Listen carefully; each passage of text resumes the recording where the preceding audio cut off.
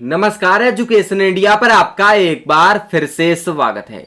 अभी हम इस वीडियो में बात करने जा रहे हैं UK triple SC assistant teacher के ऑनलाइन फॉर्म के बारे में। आपको बता दें, उत्तराखंड अधीनस्थ सेवा चयन आयोग ने सहायक अध्यापक एलटी के कुल 1544 पदों पर वैकेंसी का नोटिफिकेशन जारी कर दिया है। इस वैकेंसी के ऑनलाइन फॉर्म 22 मार्च से लेकर 12 अप्रैल तक चलेंगे। इस वैकेंसी के ऑनलाइन फॉर्म भरने की पूरी जानकारी आपको इस वीडियो में स्टेप बाय स्टेप दिखाई जाएगी, इसीलिए आप इस वीडियो को ध्यान से पूरा जरूर देखिएगा। वीडियो में हम आगे बढ़ेंगे और आपको पूरी जानकारी स्टेप बाय स्टेप दिखाएंगे, लेकिन उससे पहले आपसे छोटी सी रिक्वेस्ट है। अगर आपको ये वीडियो पसंद आए और वीडियो में दी गई जानकारी अगर आपको अच्छी लगे तो वीडियो को आप लाइक और शेयर अवश्य करिएगा, और साथ ही ऐसे ही वीडियोज और ऐसे ही जानकारियां सबसे पहले प्राप्त करने के लिए चैनल को भी सब्सक्राइब करके बेल आइकन को दबा दीजिएगा। अब आइए वीडियो में हम आगे बढ़ते हैं और आपको बताते हैं कि किस प्रकार से आपको ऑनलाइन फॉर्म भरना है। तो आपको बता दें, फॉर्म भरने के लिए आपको यूके ट्रिपल एससी की ऑफिशियल वेबसाइट www.uk.gov.in पर आ जाना है। इस वेबसाइट पर आने के बाद आपके सामने कुछ इस प्रकार से एक पेज आएगा। यहाँ पर जैसे आप थोड़ा सा नीचे की ओर आएंगे तो देख पाएंगे पद नाम सहायक अध्यापक एलटी के रिक्त पदों के ऑनलाइन आवेदन पत्र हेतु क्लिक करें। आपको इस लिंक पर क्लिक करना है। उसके बाद आपके सामने कुछ इस प्रकार से एक पेज ओपन होगा। यहाँ पर सबसे पहले आपको पोस्ट सेलेक्ट कर लेनी है। तो आप क्या करेंगे, अपने सब्जेक्ट के अनुसार यहाँ पर पोस्ट का चयन कर लेंगे। उसके बाद यहाँ पर आपको दो ऑप्शन देखने को मिलेंगे। अगर आप पहले से विभाग में किसी सरकारी टीचर के पद पर कार्यरत है या फिर प्रधानाध्यापक के पद पर कार्यरत है, तो ऐसे में आपको क्या करना है, यहाँ पर टिक कर देना है और उसके बारे में डेट ऑफ ज्वाइनिंग वगैरह की डिटेल देनी है। लेकिन अगर आप कार्यरत नहीं है तो ऐसे में आपको इस पर टिक करना है और यहाँ से टिक आपको हटा देना है। उसके बाद आपको क्या करना है, उसके बाद यहाँ पर आपको नीचे की ओर स्क्रॉल कर लेना है। जब दोस्तों आप नीचे की ओर स्क्रॉल करेंगे तो यहाँ पर आपको देखने को मिलेगा एसेंशियल एजुकेशन क्वालिफिकेशन। तो आपके पास यूटेट या फिर सीटेट होना चाहिए। आप यूटेट या फिर सीटेट उत्तीर्ण होने चाहिए। एसएम जो है लेवल 2 होना चाहिए आपके पास, ये भी यहाँ पर आप देख सकते हैं। आपको क्या करना है, यस पर टिक करना है। उसके बाद आप यहाँ ईयर ऑफ पासिंग बताएंगे। आप क्या कर सकते हैं, सीटेट या फिर यूटेट दोनों में से अगर आपने कोई भी करके रखा है उसकी जानकारी यहाँ पर आप फिल कर देंगे। मार्क्स ऑब्टेन्ड यहाँ पर आप बता देंगे कि आपको कितने नंबर मिले थे। उसके बाद यहाँ पर जो है मार्क्स ऑब्टेन्ड हम फिल कर देते हैं। मार्क्स ऑब्टेन्ड यहाँ पर फिल करने के बाद आपको क्या करना है, आपको यहाँ पर आवेदित पद के लिए आपने कौन सी योग्यता पूर्ण की है वो बताना है। तो आपको यहाँ पर कुछ देखने को मिलेगा जिसमें बीएससी बीएड देखने को मिलेगा। इसके साथ ही यहाँ पर जो है आपको एलटी डिप्लोमा या विधि द्वारा स्थापित विश्वविद्यालय से बीएड की उपाधि है तो ये ऊपर वाला चयन करेंगे, और अगर आपने इंटीग्रेटेड बीएससी बीएड करके रखा है तो यहाँ पर आप नीचे वाले पर टिक करेंगे। तो यहाँ पर हमने साइंस ऑप्ट किया था इसलिए बीएससी बीएड देखने को मिल रहा है। अगर आप आर्ट्स के सब्जेक्ट ऑप्ट करेंगे तो आपको यहाँ पर बीए बीएड देखने को मिल जाएगा। उसके बाद यहाँ पर आप अपना नाम फिल कर देंगे। जो भी आपका नाम है वो नाम यहाँ पर आप फिल करेंगे। नाम को फिल करने के बाद यहाँ पर पिता का नाम और यहाँ पर आप माता का नाम फिल कर देंगे। पिता और माता का नाम फिल करते टाइम यहाँ पर आपको ध्यान से फिल कर देना है ताकि कोई गड़बड़ ना हो। उसके बाद यहाँ पर आपको जन्मतिथि फिल करनी है। जन्मतिथि के लिए यहाँ आप कैलेंडर पर क्लिक करेंगे और उसके बाद यहाँ से आप क्या करेंगे, यहाँ से आप अपनी डेट ऑफ बर्थ को सिलेक्ट कर लेंगे। जो भी आपकी डेट ऑफ बर्थ है उस डेट ऑफ बर्थ को यहाँ पर आप इस कैलेंडर में से सिलेक्ट करेंगे, जिसमें सबसे पहले आपको क्या करना है, आपको यहाँ पर ईयर को सिलेक्ट कर लेना है और उसके बाद मंथ को सिलेक्ट करेंगे और उसके बाद यहाँ पर आप डेट को सिलेक्ट कर लेंगे। आपकी एज यहाँ पर कैलकुलेट होकर आ जाएगी। फिर यहाँ पर आप अपना जेंडर और यहाँ पर आप मैरिटल स्टेटस यानी कि वैवाहिक स्थिति के बारे में जानकारी देंगे। फिर यहाँ से आप राष्ट्रीयता का चयन करेंगे। राष्ट्रीयता का चयन करने के बाद आपको बताना है, is your name registered in any district employment office located in Uttarakhand state. तो अगर आपका जिला सेवा योजन कार्यालय में पंजीकरण है तो ऐसे में आप यस पर टिक करेंगे। उसके बारे में यहाँ पर जानकारी फिल करेंगे, जिसमें सबसे पहले आपको रजिस्ट्रेशन नंबर, उसके बाद यहाँ पर आपको बताना है कि आपका जो रोजगार कार्यालय जिला है वो कौन सा है, और उसके बाद आपको बताना है कि आपने रजिस्ट्रेशन कब कराया था और ये रजिस्ट्रेशन कब तक वैलिड है वो इस कैलेंडर में से आप सेलेक्ट कर लेंगे। उसके बाद अगर आप गवर्नमेंट एम्प्लॉय है यानी कि सरकारी कर्मचारी है तो यहाँ यस पर टिक करेंगे और जानकारी फिल करेंगे। अगर नहीं तो यहाँ पर आप नो कर देंगे। अगर आपने हाई स्कूल जो है या फिर इंटरमीडिएट जो है वो अगर यूके यानी कि उत्तराखंड से पास करी है तो यहाँ पर आप यस करेंगे, अन्यथा यहाँ पर आप नो करेंगे। इसके साथ ही अगर आपके पेरेंट्स या फिर आपका स्पाउस जो है आर्म्ड फोर्सेस या पैरामिलिट्री फोर्सेस के अंदर सर्व कर रहा है और जिनका ट्रांसफर उत्तराखंड के बाहर नहीं किया जा सकता है तो ऐसे में आप यस करेंगे, नहीं तो यहाँ पर आप नो कर देंगे। इसके साथ ही अगर आपका स्पाउस या फिर पेरेंट्स जो है वो state government, semi government organisation के अंदर सर्व कर रहे हैं और उनका भी ट्रांसफर अगर उत्तराखंड से बाहर नहीं किया जा सकता है तो ऐसे में आप यस करेंगे, नहीं तो यहाँ पर भी आप नो करेंगे। इसके साथ ही अगर आपका स्पाउस या फिर पेरेंट्स जो है वो सेंट्रल गवर्नमेंट ऑर्गेनाइजेशन या फिर central government public services undertaking है तो ऐसे में आपको क्या करना है, यहाँ पर यस कर देना है। यह ध्यान रखिएगा जो यहाँ पर ट्रांसफर है वो उत्तराखंड से बाहर नहीं होना चाहिए, तभी आप ऐसे में यस करेंगे, नहीं तो यहाँ पर आप नो करेंगे। इसके साथ ही यहाँ पर आपको बताना है कि आप डोमिसाइल है या फिर नहीं उत्तराखंड के। अगर आप उत्तराखंड के डोमिसाइल है तो ऐसे में यस करेंगे, अन्यथा यहाँ पर आप नो करेंगे। लेकिन नो करने के बाद जो है आपका ये फॉर्म फिल नहीं होगा। ऐसे में आपको बता दें डोमिसाइल जो है आपका मैंडेटरी है, तो ऐसे में आप यस पर टिक कर देंगे। अगर आप उत्तराखंड के डोमिसाइल है तभी आप ये फॉर्म भर पाएंगे। उसके बाद यहाँ से आप अपनी कैटेगरी का चयन करेंगे। कैटेगरी का चयन करने के बाद यहाँ सर्टिफिकेट इश्यूइंग अथॉरिटी, यानी कि आपका जो कास्ट सर्टिफिकेट है वो किस अथॉरिटी ने जारी किया है, जिसमें आपको डीएम, एसडीएम, एसडीओ वगैरह देखने को मिल जाएंगे। तो आप अपने हिसाब से यहाँ चयन कर लीजिएगा। उसके बाद यहाँ पर आपको बताना है कि आपका जो कास्ट सर्टिफिकेट है वो कब जारी किया गया है। यहाँ से आप जो है इस कैलेंडर में से चयन कर लेंगे। उसके बाद यह भी बताएंगे, यहाँ पर आप कास्ट सर्टिफिकेट की वैलिड अप टू बता देंगे और यहाँ पर आप जो है कास्ट सर्टिफिकेट के नंबर फिल करेंगे और यहाँ पर आप बताएंगे कि आपका कास्ट सर्टिफिकेट किस जिले से जारी किया गया है। यहाँ पर वैलिड अप टू में आप बता देंगे कि आपका जो कास्ट सर्टिफिकेट है वो कब तक वैलिड है। फिर आप यहाँ नीचे आएंगे तो देखने को मिलेगा आर यू डिफरेंटली एबल्ड, यानी कि अगर आप पीएच कैटेगरी के अंदर आते हैं और आपकी जो दिव्यांगता है वो 40% से ज़्यादा है या फिर आपके पास जो है पीएच कैटेगरी का सर्टिफिकेट है तो ऐसे में आप यस करेंगे, नहीं तो यहाँ पर आप नो करेंगे। अगर आप एक्स सर्विसमैन यानी कि भूतपूर्व सैनिक है तो ऐसे में आप यहाँ यस कर देंगे और अगर नहीं है तो ऐसे में आप नो करेंगे। अगर आप डिपेंडेंट है फ्रीडम फाइटर के यानी कि स्वतंत्रता सेनानी के आश्रित है तो ऐसे में आप यस करेंगे, अन्यथा यहाँ पर भी आप नो करेंगे। और अगर आप ऑर्फन है और उत्तराखंड राज्य के हैं तो ऐसे में आप यस और अन्यथा यहाँ पर आप नो करेंगे।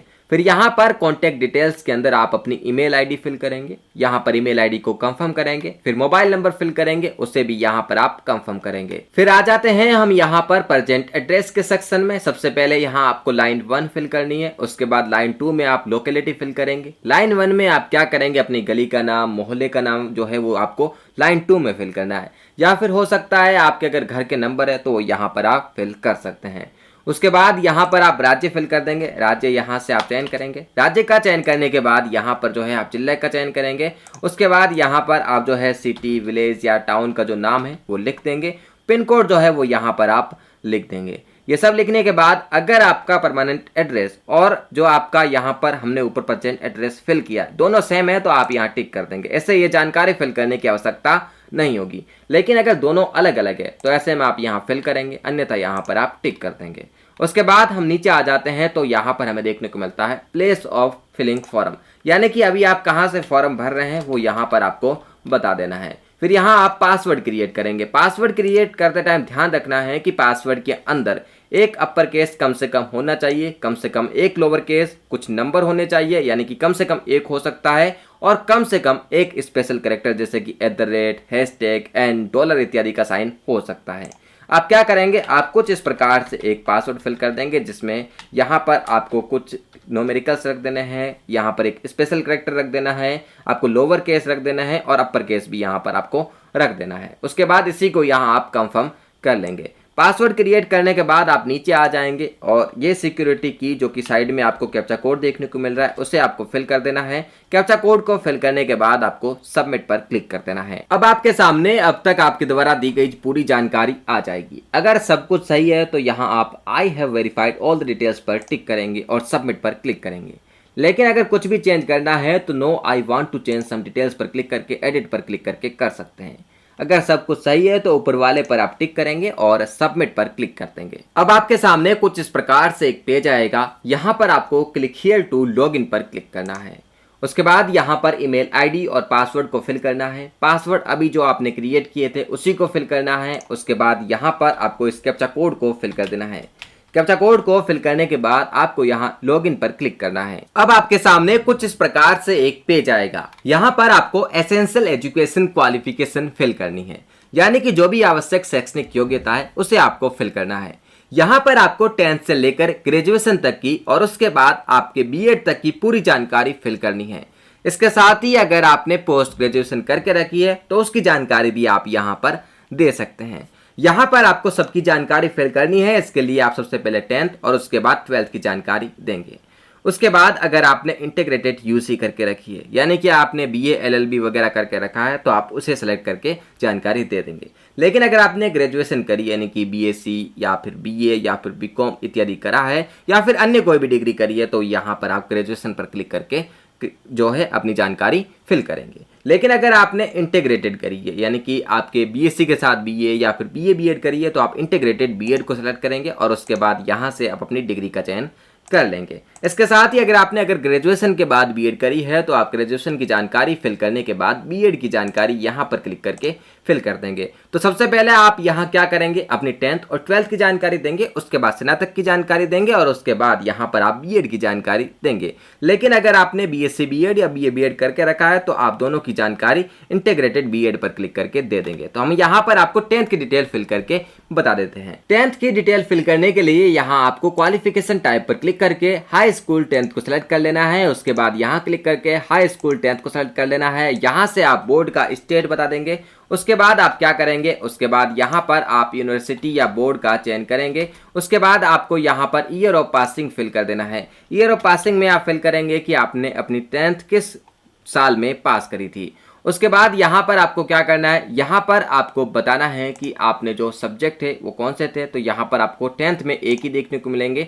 मार्क्स टाइप के अंदर यहाँ मार्क्स का चयन कर लेंगे, या फिर सीजीपीए के अंदर रिजल्ट था तो सीजीपीए का चयन कर लेंगे। उसके बाद आप बताएंगे कि आपको कितने नंबर मिले हैं। उसके बाद यहाँ पर आप टोटल मार्क्स बताएंगे। यहाँ पर परसेंटेज अपने आप कैलकुलेट होकर आ जाएंगे। यहाँ पर आप ऐड एजुकेशन क्वालिफिकेशन पर क्लिक करके कर देंगे। उसके बाद कुछ इसी प्रकार से 12th, कुछ इसी प्रकार से आपको ग्रेजुएशन और बीएड की जानकारी फिल करनी है। ये जानकारी फिल करने के बाद आपको नीचे आना है और एग्जाम सेंटर की चॉइस फिल करनी है, जिसमें आप 2 जिलों का चयन यहाँ पर कर लेंगे, यानी कि 2 एग्जाम सिटी का यहाँ पर आप चयन कर लेंगे। उसके बाद यहाँ पर अगर आपके खिलाफ कोई भी क्रिमिनल केस पेंडिंग है, तो आप ऐसे में यस करेंगे, अन्यथा यहाँ पर आप नो कर देंगे। इसके साथ ही अगर आपको कभी भी यूके ट्रिपल एससी, यूपीएससी या फिर अदर स्टेट पीएससी से आपको ब्लैक लिस्ट किया गया है, तो ऐसे में आप यस करेंगे, अन्यथा यहाँ पर भी आप नो करेंगे। इसके बाद एक कैंडिडेट आईडी प्रूफ, यानी कि आपको इनमें से किसी एक का चयन करना है और उसके बाद आईडी प्रूफ के नंबर फिल करके कंटिन्यू पर क्लिक कर देना है। अब आपके सामने कुछ इस प्रकार से एक पेज आएगा। यहाँ पर आपको अपना फोटो और साइन अपलोड करना है। ध्यान देने वाली बात यहाँ पर यह है कि आपके फोटो की जो डायमेंशन है और आपके जो साइन की डायमेंशन है वो यहाँ पर दी हुई है। तो आपके फोटो की डायमेंशन जो है वो होनी चाहिए 150 पिक्सल विड्थ और 200 पिक्सल हाइट, और साइन की जो साइज है वो होनी चाहिए 150 पिक्सल विड्थ और 100 पिक्सल हाइट। आप किसी भी ऑनलाइन टूल का प्रयोग करके इतनी विड्थ और हाइट कर लेंगे, उसके बाद आपका फोटो और साइन अपलोड हो जाएगा। अगर आपके फोटो और साइन का जो डायमेंशन है वो अलग रहेगा, तो यहाँ पर आपका फोटो और साइन अपलोड नहीं होगा। तो आप क्या करेंगे, सबसे पहले आप विड्थ सही यहाँ पर कर लेंगे, हाइट को सही कर लेंगे। उसके बाद यहाँ आप चूज फाइल पर क्लिक करके दोनों को अपलोड कर देंगे। फिर आप यहाँ कंटिन्यू पर क्लिक करेंगे। अब आपके सामने कुछ इस प्रकार से एक पेज आएगा। यहाँ पर आप I hereby declare that the photograph and signature are correct and accurate representation of myself पर टिक करना है और कंटिन्यू पर क्लिक करना है। अब आपके सामने कुछ इस प्रकार से एक पेज आएगा। अगर सब कुछ सही है तो आप प्रोसीड पर टिक करने से पहले यहाँ पर आपको डिक्लेयर करना होगा, लेकिन अगर कुछ भी गलत है तो आप बैक एंड एडिट पर क्लिक करके अभी भी कर सकते हैं। ये आपके लिए फाइनल मौका रहने वाला है। अगर सब कुछ सही है तो यहाँ आप डिक्लेरेशन कर देंगे और प्रोसीड पर क्लिक कर देंगे। अब आपके सामने कुछ इस प्रकार से एक पेज आएगा। यहाँ पर आपको पे नाउ पर क्लिक करना है। पे नाउ पर क्लिक करने के बाद आपके सामने एक पेमेंट का गेटवे ओपन होगा। यहाँ से आपको क्या करना है, यहाँ से आपको कोई भी एक मेथड का चयन कर लेना है। उसके बाद यहाँ पर आपको उसकी डिटेल फिल करके प्रोसीड टू पे पर क्लिक करना है और अपना पेमेंट कर लेना है। पेमेंट करने के बाद आप अपने एग्जाम फॉर्म का फाइनल प्रिंट आउट निकाल लेंगे और कुछ इस प्रकार से आप जो है अपना फॉर्म पूरी तरीके से फिल कर देंगे। यदि पूरी जानकारी assistant teacher LTK online form को लेकर वीडियो अगर आपको पसंद आया है तो वीडियो को आप डेफिनेटली लाइक और शेयर करिएगा, और साथ ही ऐसे ही वीडियोज और ऐसे ही जानकारियां सबसे पहले देखने के लिए चैनल को भी सब्सक्राइब करके बेल आइकन को दबा दीजिएगा। मिलते हैं आपसे अगले वीडियो में किसी नई जानकारी के साथ।